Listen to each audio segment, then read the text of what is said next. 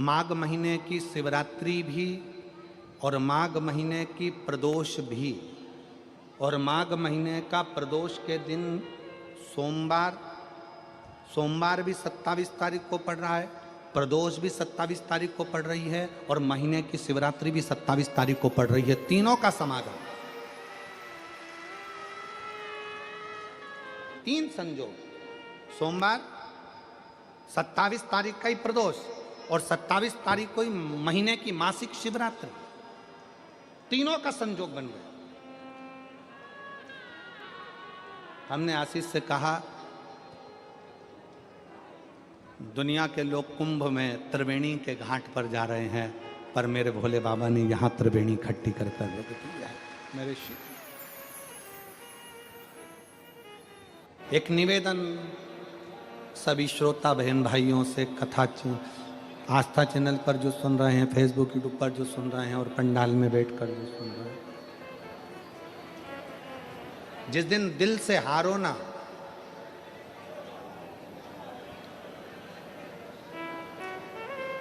थोड़ी तकलीफों में अगर घिर जाओ, तकलीफें आ जाए, कष्ट आ जाए, तकलीफें जिस दिन तुम्हारे भीतर बहुत ज़्यादा मात्रा में आ जाए, उस दिन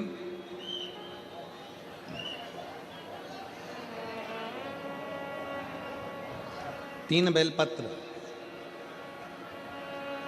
एक बेलपत्र में पीला चंदन, बीच वाली पत्ती। जिस दिन तुम्हें लगे कि मैं बहुत दुखी चल रही हूं और मेरा काम हो ही नहीं रहा, बहुत तकलीफ की जिंदगी चल रही है, कोई हाथ पकड़ने वाला नहीं है, कोई संभालने वाला नहीं है, और बहुत तकलीफ हो रही है, बहुत तकलीफ। उस समय पर एक बेलपत्री के बीच वाली पत्ती पर पीला चंदन, दूसरी पत्ती पर लाल चंदन, और तीसरी पत्ती पर 11 चावल गीले, पानी में उसको थोड़ा सा भिगो लें या धो लें, 11 चावल गीले शिव जी की उस पत्ती पर रखें। सबसे पहला पीला चंदन का बेलपत्र, दूसरे नंबर पर लाल चंदन का बेलपत्र, तीसरे नंबर पर जो 11 चावल आपने धोकर रखे हैं वो हाथ की हथेली में रखना है, और हाथ की हथेली में रखकर अपनी कामना कर कर भगवान शंकर से विनय कर कर पंचाक्षर मंत्र नमः शिवाय या षडाक्षर मंत्र ओम नमः शिवाय या श्री शिवाय नमस्तुभ्यम बोलकर उस बेलपत्र पर सीधे हाथ में रखकर उल्टे हाथ का स्पर्श कर कर बाबा से अपने मन के भाव कहकर शंकर के शिवलिंग पर उसे समर्पित कर दीजिए। एक ही लोटा जल, जहां से जल बहता है अशोक सुंदरी वाली जगह, एक ही लोटा जल जहां से जल बहता है उस जल बहने वाली जगह पर 3 बार उस जल को अपनी कामना कर कर श्री शिवाय नमस्तुभ्यम या पंचाक्षर मंत्र या षडाक्षर मंत्र बोलकर 3 बार उस स्थान पर गिरा दीजिए। गिराने के बाद में बाबा से विनय कर कर अक्षत वाली जो बेलपत्र है, एक बेलपत्र और एक अक्षत उसमें से अपने लिए लेकर आ जाओ। उसको 2 महीना 3 महीना अपने घर में रखिए। जितना भी दुख है धीरे धीरे बाबा समाप्त कर कर खुशियां घर में लेकर आता ही है। दुख समाप्त होगा, खुशियां घर में आएगी जरूर।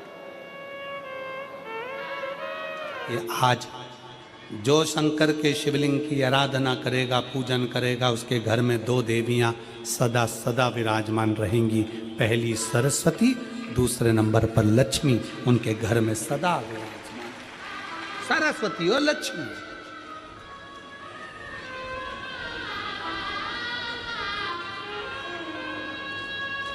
एक देवी का फूल होता है, शायद मुझे उम्मीद है कि आप सब जानते होंगे।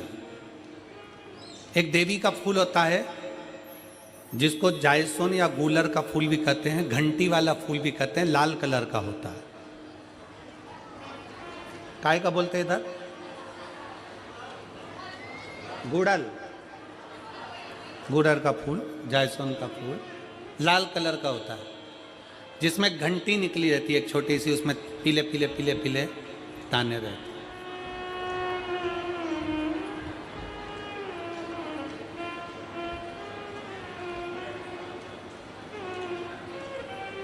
अगर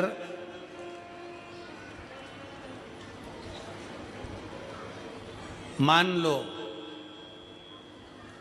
कोई बेटा बेटी, कोई लड़का लड़कियां, कोई बेटा बेटी, नवयुवक बच्चे या बहुएं या कोई अन्य व्यक्ति भी कोई कार्य चालू कर रहा है, मान लो कोई कार्य आप चालू कर रहे हैं, एजुकेशन के लिए बढ़ रहे हैं, या आपने कोई लक्ष्य बनाया है कि मुझे इस कंपटीशन एग्जाम में बैठना है, इस कंपटीशन एग्जाम में बैठना है और मेरा इसमें पास होना जरूरी है, और मैं जो चीज पढ़ती हूं ना मैं भूल जाती हूं, मैं अध्ययन करता हूं और भूल जाता हूं। कई माताएं भी ऐसी हैं 40, 45, 50 साल, 60 साल की हो गई, 60, 70 साल की हो रही हैं, कई बार कह देती हैं मेरी याददाश्त ठीक नहीं है, मैं कोई सामान रखती हूँ भूल जाती हूँ, मेरी याददाश्त में नहीं रहती। कोई भाई भाई लोग कह देते हैं मेरी याददाश्त में नहीं रहता, भूल जाता हूँ। कोई कहकर गया मुझसे बात कर लेना और मैं भूल गया कि मेरे को उससे बात करना था। कई बार मुझे मनी मंजिल तक पहुंचना है। तो शिव महापुराण की कथा कहती है आप अपने परिश्रम को 4 गुना बढ़ाओ, मेहनत 4 गुना करो, पढ़ाई 4 गुना करो, अध्ययन 4 गुना करो, दिन रात एक कर दो। और साथ में जो अशोक सुंदरी की जगह है, ये शिवलिंग समझ लेना जरा, ये जलाधारी पार्वती जी का हस्त कमल, ये शिवलिंग, ये जलाधारी, और यहाँ से जल बहता है। राइट में गणेश जी, लेफ्ट में कार्तिकेय जी, और बीच में जम के बोलो जरा अशोक सुंदरी। ये बीच की जगह जो घंटी वाला फूल होता है, जिसको आप लोग जायसवान बोलें कि आपके क्षेत्र में गुलर बोलें, देवी जी को चढ़ता है। देवी जी का अति प्रिय पुष्प है, माता रानी का वो लाल पुष्प अति प्रिय। उसी पुष्प को ये बेलपत्र की जो डंडी होती है, बेलपत्र की जो डंडी का भाग होता है, उस घंटी का भाग उसी डंडी की ओर होना चाहिए। जैसे फूल की जो अंदर की घंटी जो निकली हुई है, उसका भाग ऐसा डंडी की ओर होना चाहिए। मतलब आपको बेलपत्री पर ये फूल को इस तरह से रखना पड़ेगा, मतलब उसका जो घंटी का भाग है। हाँ लाइए जरा फूल लाओ, जेरा फूल, फूल मिल गया वो।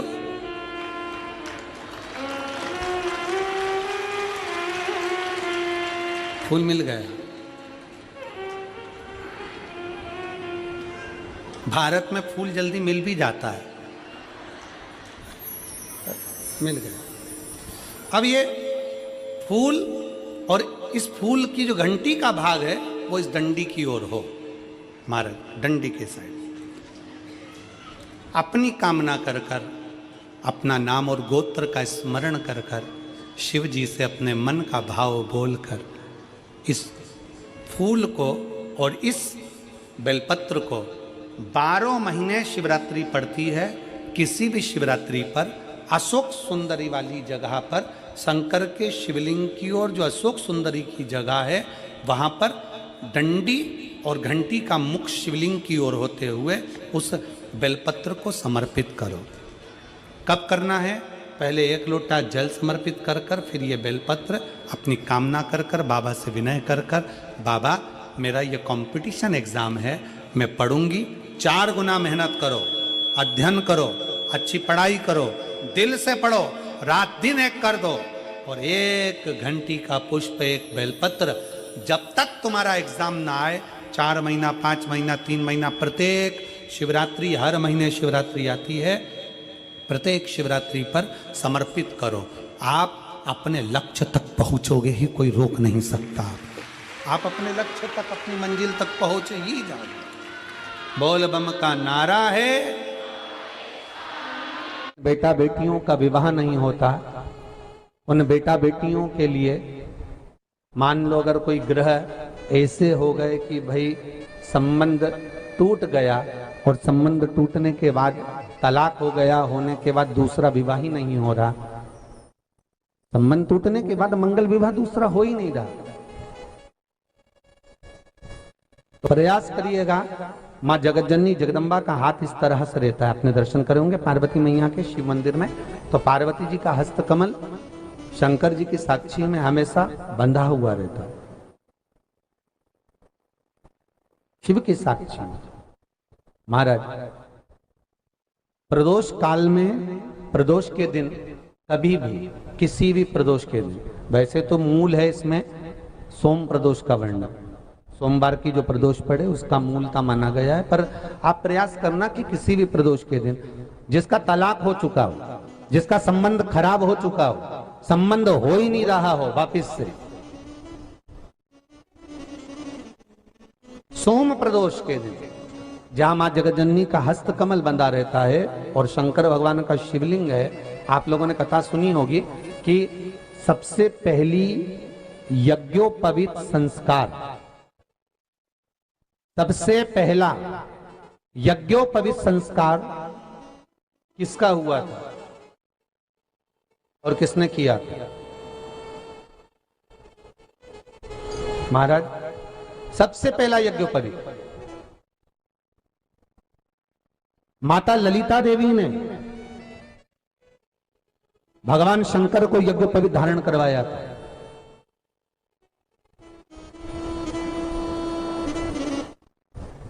मां ललिता देवी ने